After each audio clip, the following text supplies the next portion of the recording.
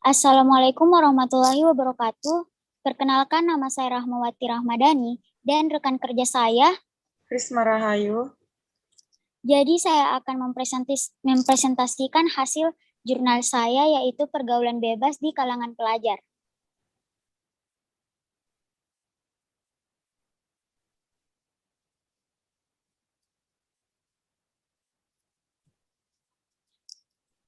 Pendahuluan. Penelitian tentang pergaulan bebas telah banyak diteliti baik di tingkat nasional maupun internasional. Pergaulan bebas identik dengan pergaulan remaja yang menyimpang dan yang biasanya mengarah terhadap perbuatan seks. Di zaman yang semakin berkembang, semakin beragam pula tingkah laku serta masalah sosial yang terjadi di masyarakat, terutama masalah remaja. Perkembangan teknologi sekarang ini telah banyak memberi pengaruh buruk bagi remaja sehingga menyebabkan kenakalan remaja. Masa remaja merupakan masa di mana seorang individu mengalami peralihan dari tahap satu ke tahap berikutnya dan mengalami perubahan baik emosi, tubuh, minat, pola perilaku, dan juga penuh dengan masalah-masalah. Hurlok dalam Roy tahun 2011, pakar seks juga spesialis obstetri dan ginekologi Boyke Dian Nugraha di Jakarta mengungkapkan dari tahun ke tahun data remaja yang melakukan hubungan seks bebas semakin meningkat dari sekitar 5% pada tahun 1980-an menjadi 20% pada tahun 2000. Kisaran angka tersebut, kata Boyke, dikumpulkan dari berbagai penelitian di beberapa kota besar di Indonesia seperti Jakarta, Surabaya, Palu, Banjarmasin, bahkan di Sulawesi Tengah. Pada tahun 2000, tercatat remaja yang pernah melakukan hubungan seks bebas mencapai 29,9%. Sementara penelitian yang dilakukan oleh Boyke sendiri pada tahun 1999 terhadap pasien yang datang di klinik Pasutri, tercatat sekitar 18% remaja pernah melakukan hubungan seksual pranikah. Kelompok remaja yang masuk pada penelitian tersebut rata-rata berusia 17-21 tahun. Umumnya masih bersekolah di tingkat sekolah lanjutan tingkat atas.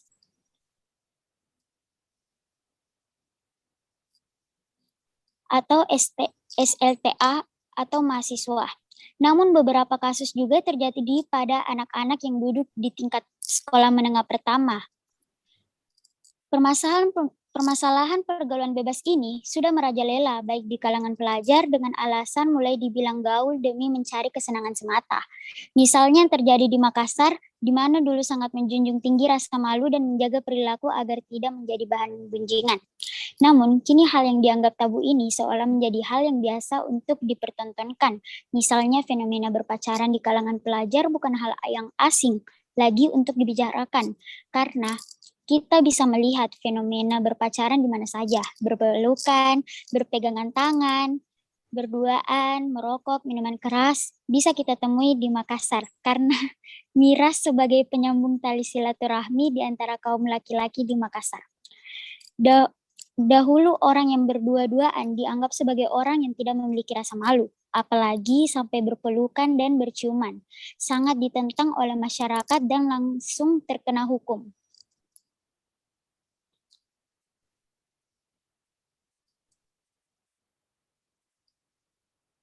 Tetapi, kawin cerai itu berlaku apabila disepakati oleh kedua belah pihak untuk tidak dilanjutkan di jenjang keseriusan. Namun, seiring perkembangannya zaman, kini kebudayaan mulai bergeser secara perlahan-lahan, dan norma-norma yang berlaku kini seolah memudar, sehingga kasus pacaran di desa Masaloka dianggap biasa, dan kasus pelajar yang hamil di luar nikah sudah marak terjadi yang menyebabkan beberapa faktor, yaitu di mana mereka harus putus sekolah, pernikahan dini yang meningkat, perceraian terjadi di masyarakat, di Makassar. Selanjutnya, metode penelitian. Pada pengumpulan data, penelitian menggunakan beberapa teknik pengumpulan data antara lain membuat Google Form dan membuat story Instagram dan diisi oleh anak-anak muda. Cara ini merupakan salah satu metode yang dapat digunakan untuk memperoleh informasi tentang fokus penelitian. Fokus pengamatan berupa peristiwa, perilaku, dan ekspresi-ekspresi orang-orang dalam keadaan atau setting di mana mereka berada. Pada metode ini, Diperlukan kepekaan seorang peneliti terhadap situasi atau setting di mana kami mengetahui informasi yang jelas dan mengetahui bagaimana pergaulan anak-anak pada zaman sekarang. Jurnal ini termasuk analisis data kualitatif.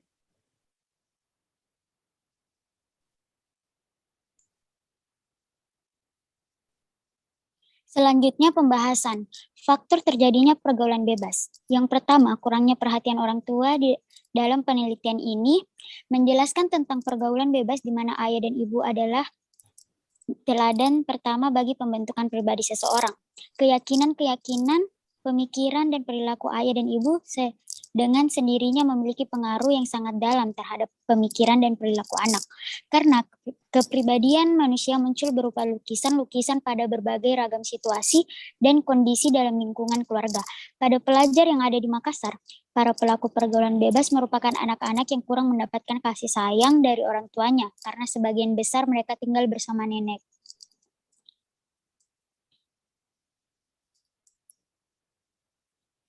Bersama nenek mereka karena di Makassar sebagian besar mata pencariannya adalah berdagang sehingga banyak dari masyarakat Makassar pergi beradu nasib di rantau.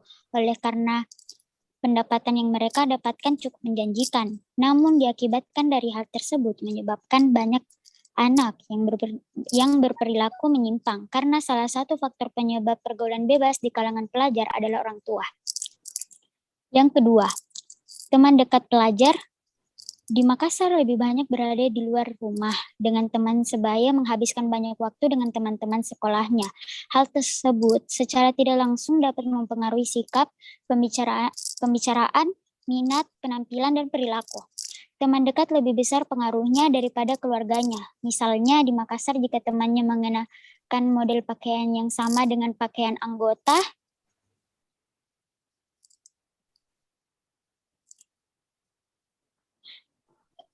menggunakan model pakaian yang sama dengan pakaian anggota kelompok yang populer, maka kesempatan baginya untuk dapat diterima oleh kelompok menjadi lebih besar. Demikian pula bila anggota kelompok mencoba minum alkohol dan merokok, maka pelajar cenderung mengikutinya tanpa memperdulikan akibatnya. Yang ketiga, media. Realitas di Makassar, media sudah menjadi kebutuhan anak muda zaman sekarang. Sehingga dari media yang tersedia dengan berbagai aplikasi memudahkan mereka untuk mengakses, menonton, atau melihat hal-hal yang belum pantas untuk ditonton.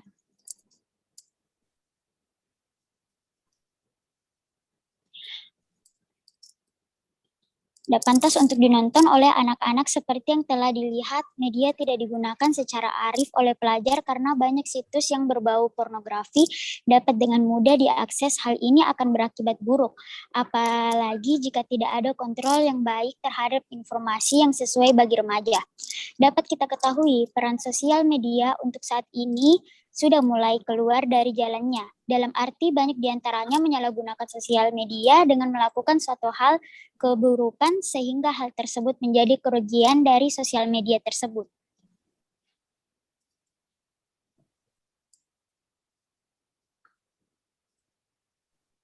Yang terakhir ada penutup.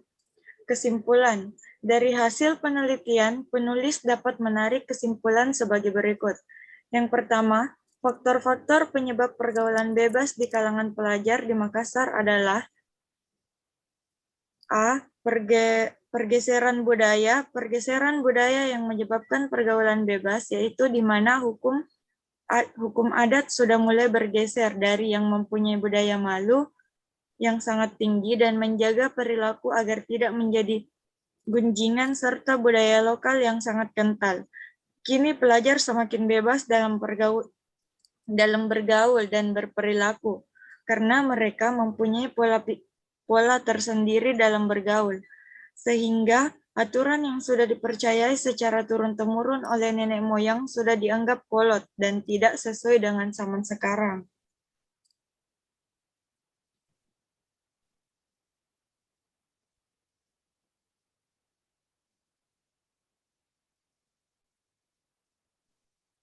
B. Kurangnya perhatian. orang tua, yaitu di mana anak diberi kebebasan dalam bergaul tanpa pengawasan dan perhatian orang tua dalam menjaga dan mengontrol pergaulan anak. C. Teman dekat. Teman dekat yang menyebabkan pergaulan bebas adalah di mana pelajar ikut melakukan hal-hal seperti minum alkohol, merokok, atau melakukan hal-hal yang menyimpang lainnya. Atas dasar ajakan teman, maka pelajar cenderung mengikuti tanpa mempedulikan akibat yang ditimbulkan. D. Media yang menyebabkan pergaulan bebas karena adanya kemudahan pelajar dalam mengakses video atau sumber-sumber pornografi yang mengakibatkan kerusakan mental dan mempengaruhi otak pelajar untuk mencoba hal-hal yang dilihatnya.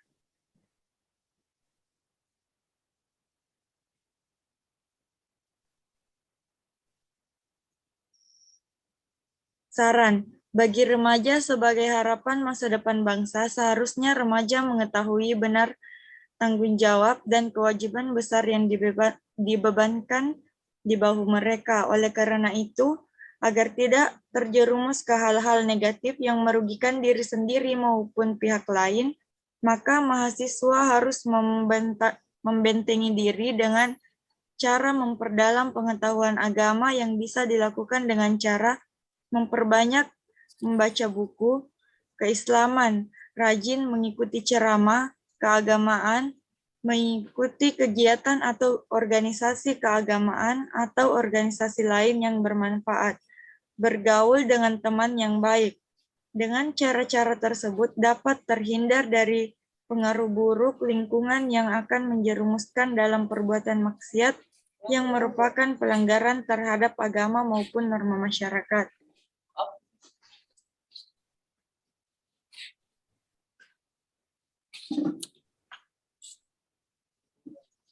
Baik, sekian hasil presentasi kami. Jika ada kurang dan lebihnya mohon dimaafkan. Wassalamualaikum warahmatullahi wabarakatuh.